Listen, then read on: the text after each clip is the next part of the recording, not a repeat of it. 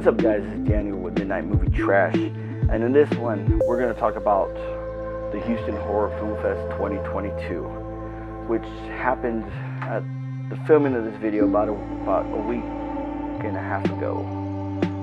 2 weeks. What can I say? Tony, Scott, Troy, the whole team, those guys are knocking these events out the park. Guest list that, what can I say? This year, their guest list was full of rare people, like Jill Shoden, that doesn't do cons that often, and so on. You know, and then they had some returns, which are always amazing. You know, Felissa Rose, what can I say? She is my favorite celeb to see and talk to anytime she's at a convention. Amazing person. Scout Taylor Compton, what can I say? You know, she's amazing. She was so cool to give us an interview last year. This year, unfortunately, we weren't able to talk with her. I don't know if she was doing interviews, just she had a line constantly, and you know, we have to respect the fans, and you know, it's one of those things that, you know, you can't take away the time from the fans as press and media, which I was attending as press for DropTheSpotlight.com, my website, you know, co-owner of with the founder Vic, the man himself, and out there with Frank, Bernard, and a new addition to the team, Crystal, amazing cosplayer. And what can I say? It was one hell of a weekend. Went in a day early, got in there Thursday, and you know, we started to party. You know, we got there late in the evening, went and got some food, went and had some drinks, hung out in the lobby. One thing led to another. On 6 a.m. we're rolling back into the hotel room. But it was cool. We got to see CJ Graham when he came in, Scout, Lynn Laurie, Andrew from Texas Chainsaw Massacre. We got to see quite a few celebs come in, and they were so cool. They all stopped and talked with us for a bit, and you know. But with that being said, you know, my one person that I needed to meet was CJ Graham, and it was an amazing experience. Super cool guy, down to earth. You know, I had to get the Machete signed. So yeah, I wanted a Steel Blade Machete signed, and you know, I talked to one of the owners, and they were like, well, I'll walk you down there. He was cool to do that, you know, but being that I know he was so busy, I didn't follow up with them. But I asked CJ, and he was like, yeah, I've already signed a few of them. Just, you know, wrap it up, bring it, I'll sign it, wrap it back up, and take it right back up to your hotel room. And that's what I did. And you know, now it's gonna hang above my big screen here next to my my two Jason masks, as well as some other Friday the 13th stuff I got going up, rearranging stuff here in the man cave.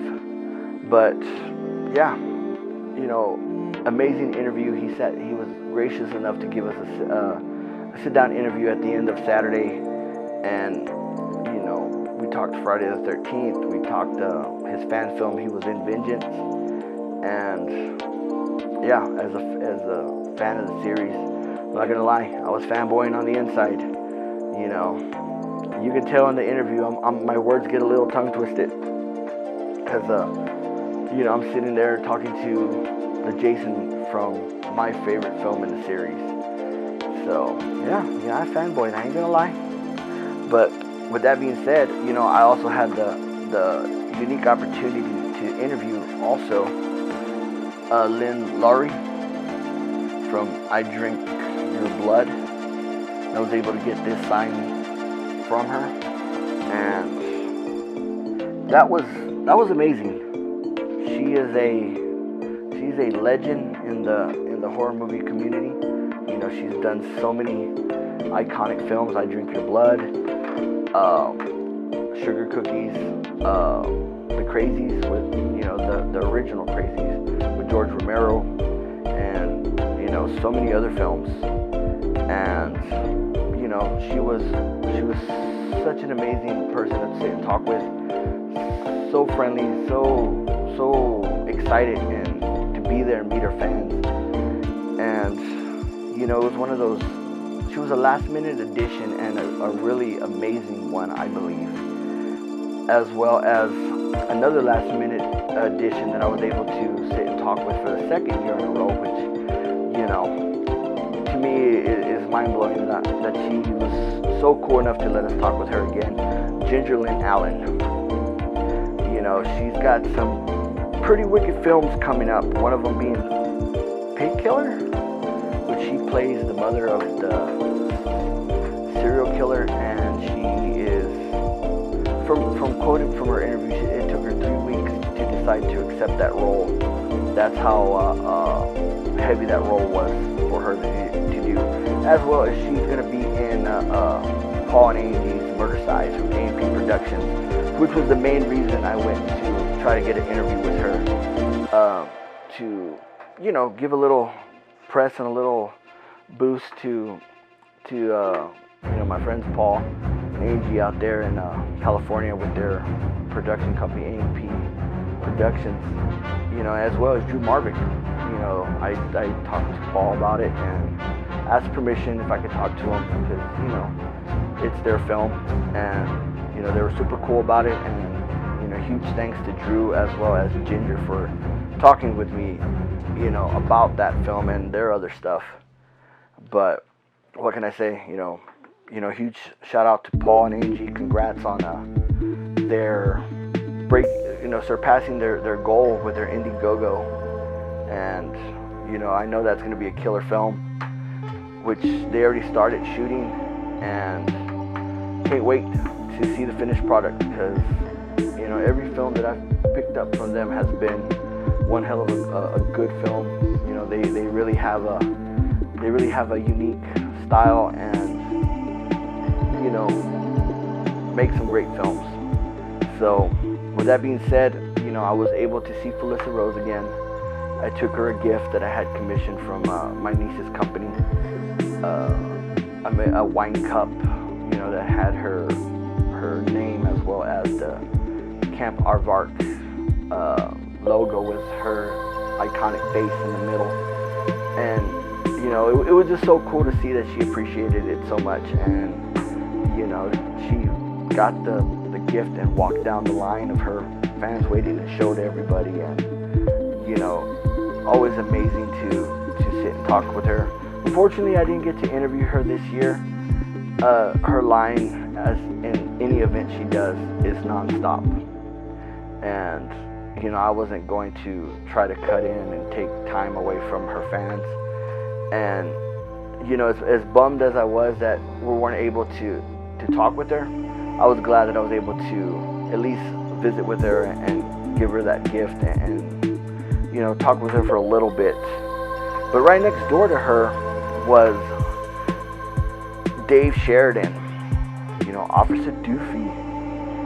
And he gave me one of the best interviews I've ever done, because he was in character the entire interview. And like I said, all the interviews can be seen at Drop the Spotlight's YouTube channel. And it was very hard for me not to bust out laughing. But he gave me one hell of a memorable interview, as well as the next day I went and had to get a print signed, because this is his farewell tour for his con appearances. So for right now, so I had to get something signed, and I was glad he was able to sit and talk with me, as well as, you know, my pre-order shirt from this year, as well as from the swag bag that we split amongst the guys.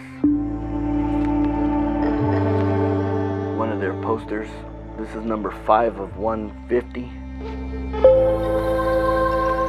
Then the other one.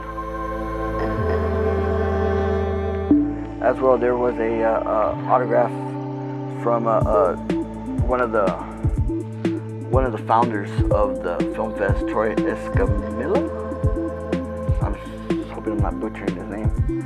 For his film teacher shortage, as well as, you know, it was super cool to sit and talk again with the man himself, Sean Clark, which I got some more stickers, and he gave us another big insight into some really cool shit that he's got added to his collection of screen use memorabilia items, and some really cool stuff that's coming up that he's going to be doing. But with that being said, you know, there was, you know, some stickers I picked up, you know, a patch from the swag bag,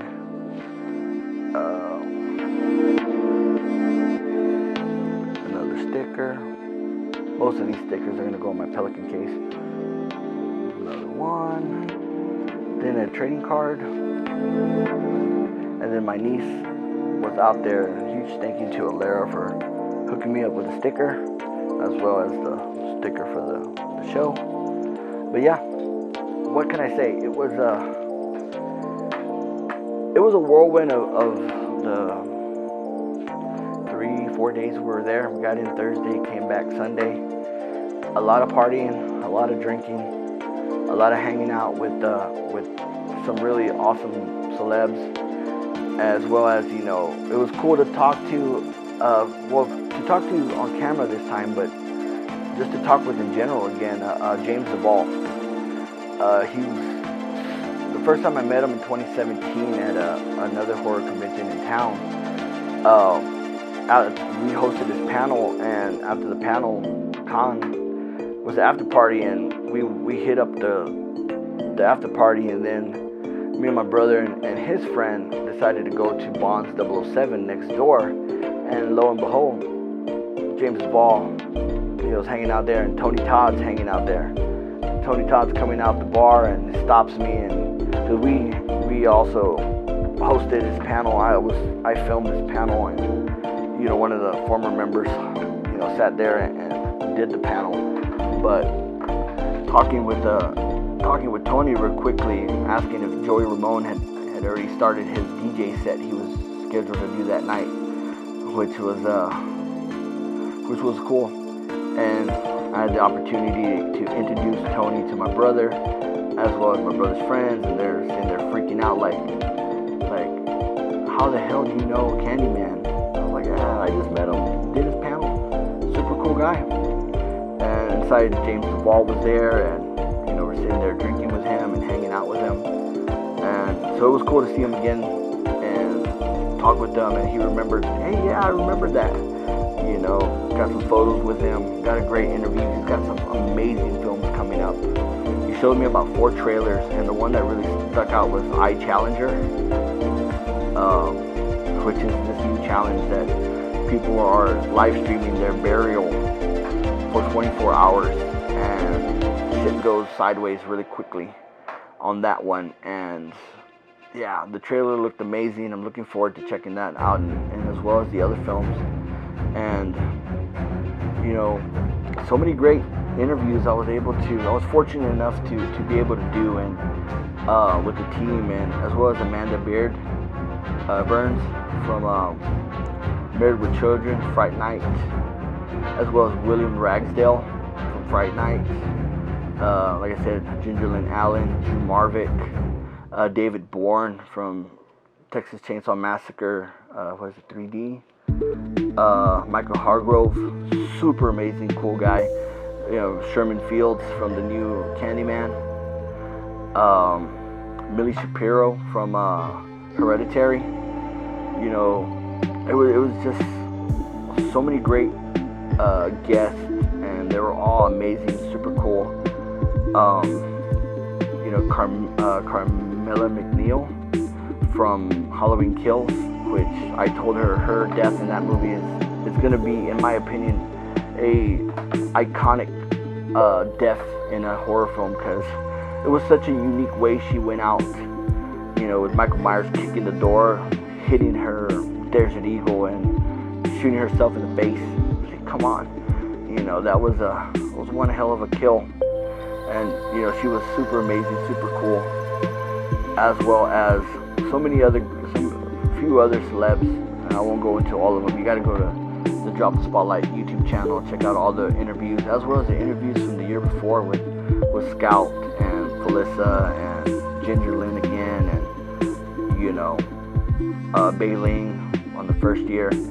But yeah, if you haven't checked out the Houston Horror Film Fest, definitely make it a priority to check out, as well as their pop-up events. If you can't make the film fest next year, you know, they do multiple pop-up events, you know, 1 or 2 day events that are pretty killer. You know, as of right now, their October pop-up events bringing Paul T. Taylor from the new Hellraiser, as well as Corey Feldman.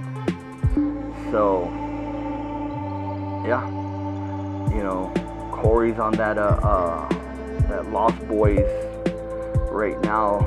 It's I forgot, what is it, 35 years, something like that, anniversary on that one. It just hit its milestone, and yeah, you know, there's gonna be a really epic event here in San Antonio, a night in Santa Carla, and I'm gonna be out there hanging out, checking that out. Definitely need to meet Corey, as you know, not only a fan of Fright Night, but you know, he was Tommy Jarvis in Friday the 13th, and I do need something signed Friday the 13th from him to add to the collection. But with that being said, you know, let me know if you're out there at Houston Horror Film Fest. What were your thoughts? To me, it was an amazing show. Again, you know, huge congrats to the guys. You know, it's a tight-knit family out there, and you know, as part of the Drop the Spotlight team, we're also a very tight-knit family, and you know, it's always a pleasure working out there with those guys and covering their events. So with that being said, check out the Houston Horror Film Fest, their pop-ups, as well as here in San Antonio, the Kings of Horror events that are coming up. They're bringing some pretty badass celebs to meet as horror fans. So with that being said, let me know what events you've attended, which events we should look into doing. Excuse me, I did not get a chance to film a lot of footage for my channel due to it was a lot of running and gunning out there, and we were just super hungover, not gonna lie. It was worth it. But till next time, see ya.